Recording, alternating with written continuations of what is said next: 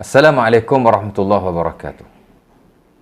Muslimin, muslimat, tuan-tuan dan puan-puan yang dirahmati Allah Subhanahu wa taala sekalian, ya. Tidak beberapa hari lagi kita akan masuk ke bulan Ramadan. Dan sebagaimana yang telah kita tahu bahawa bulan Ramadan adalah bulan yang mulia di sisi Allah Subhanahu wa taala, dan Allah Taala telah mensyariatkan kepada kita pada bulan ini, yakni bulan puasa, bulan Ramadan, untuk melaksanakan ibadah puasa rukun Islam yang ketiga atau yang keempat. Selepas kita bersyahadah kepada Allah dan Rasulullah, selepas kita solat 5 waktu, selepas kita menunaikan zakat, yang keempat adalah kita berpuasa pada bulan Ramadan. Yang kelima ialah menunaikan haji di Baitillahil Haram di Makkah Al-Mukarramah.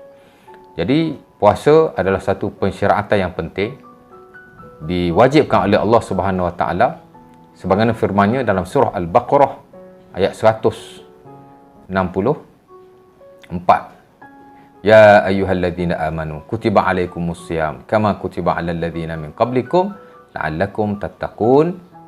Begitu juga ayat yang ke 165 selepas itu Allah Taala menyebut syahrul ramadan alladzi unzila fihi al-Quran hudan linnas wa bayyinatin minal huda wal furqan. Ya. Wahai orang-orang yang beriman, diwajibkan ke atas kamu puasa sebagaimana diwajibkan ke atas orang-orang sebelum kamu, mudah-mudahan kamu bertakwa. Dan Allah Taala juga menyatakan bulan Ramadan itu adalah bulan diturunkan Quran sebagai petunjuk kepada manusia. Jadi pada bulan Ramadan ini kita diwajibkan berpuasa. Berpuasalah kita sebaik mungkin, dan kalau boleh biarlah lebih baik daripada tahun-tahun yang lalu. Kita tidak tahu sama ada selepas ini kita akan dapat lagi atau tidak berpuasa pada tahun yang berikutnya. Jadi kita ambil peluang ini, berpuasalah, ya. Itu perkara yang pertama. Perkara yang kedua, saya nak sentuh juga ialah berkaitan dengan sembahyang tarawih. Sama-samalah kita solat tarawih, terutama di masjid dan di surau yang berdekatan dengan tempat kita. Kalau tahun lalu kita tak sempat, kita tidak dibenarkan solat tarawih di masjid dan surau. Seingat saya seluruh negara, kita hanya tarawih di rumah saja bersama keluarga kita. Termasuk saya sendiri. Saya bertarawih dengan ibu dan ayah saya, adik-beradik saya, anak-anak saudara saya semasa saya di kampung, tersekat 3 bulan lamanya semasa PKP. Tapi alhamdulillah, meskipun ada halangan-halangan tertentu, itu adalah dugaan daripada Allah Subhanahu wa taala dan kita mampu melaluinya. Kita masih boleh beribadah kepada Allah. Itu yang paling penting, ya. Baik. Sembahyang tarawih, sembahyanglah di tempat yang berdekatan dengan kita, di masjid surau yang berdekatan dengan kita. Nak sembahyang 8 atau 20 terpulang ikut kemampuan masing-masing, kerana agama tidak pernah memberatkan kita. Ya. Sembahyanglah 8 rakaat, sembahyanglah 20 rakaat mengikut kemampuan masing-masing. Ya, insya-Allah taala. Dan yang paling penting juga ialah kita sembahyang pada tahun ini biarlah lebih banyak, lebih berkualiti, lebih baik berbanding tahun-tahun sebelum ini. Itu yang lebih penting. Ikhlaskan niat kepada Allah dan kita tambah ilmu supaya setiap amalan yang kita lakukan menepati sunnah Nabi SAW dan diterima oleh Allah Subhanahu wa taala. Itu yang kedua, sembahyang tarawih. Tadi saya sentuh tentang puasa Ramadan. Yang kedua ialah tentang sembahyang tarawih.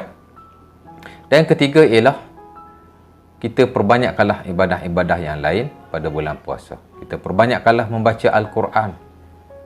Kerana setiap huruf bila kita baca Quran, kita diberi gandaan 10 pahala. Sementara Allah Ta'ala sebut tadi, ayat saya baca, bulan Ramadan adalah bulan diturunkan Al-Quran. Hatta dalam Sahih Muslim daripada Ibnu Abbas, Nabi SAW didatangi oleh malaikat Jibril pada setiap malam membaca Al-Quran bersama beliau, ya. Jadi kita perbanyakkan Al-Quran, kita juga memperbanyakkan zikrullah. Kalau sebelum ini kita juga berzikir kepada Allah, kita ada zikir pagi, kita ada zikir petang dan zikir pada tempat-tempat yang khusus, zikir selepas salat dan seumpamanya. Pada tahun ini, pada bulan puasa ini, kita perbaiki lagi zikir-zikir kita, perbanyakkan lagi zikir-zikir yang kita amalkan, zikir-zikir daripada Rasulullah SAW yang warid daripada baginda, yang sahih. Mudah-mudahan zikir kita akan diterima oleh Allah Subhanahu wa taala. Perbanyakkanlah juga doa dan juga kita cuba memperbanyakkan infak dan sedekah pada bulan puasa ini, kerana ibadah sedekah juga amat-amat ditekankan oleh para ulama kita pada bulan Ramadan. Secara kesimpulannya, pada bulan puasa yang mulia ini, pada bulan Ramadan yang mulia ini, kita perbanyakkan amal kebaikan kita. Kita minta dengan Allah Subhanahu Wa Taala supaya memberikan kita kekuatan dari sudut keimanan dan kekuatan untuk beramal soleh. Kerana tidak ada orang yang boleh membantu kita untuk mendekatkan diri kepadanya melainkan Allah Subhanahu Wa Taala. Sebagaimana kita membaca zikir selepas setiap kali solat fardu. Allahumma inni ala zikrika wa syukrika wa husni ibadatik. Ya Allah, bantukanlah aku untuk beribadah kepadamu.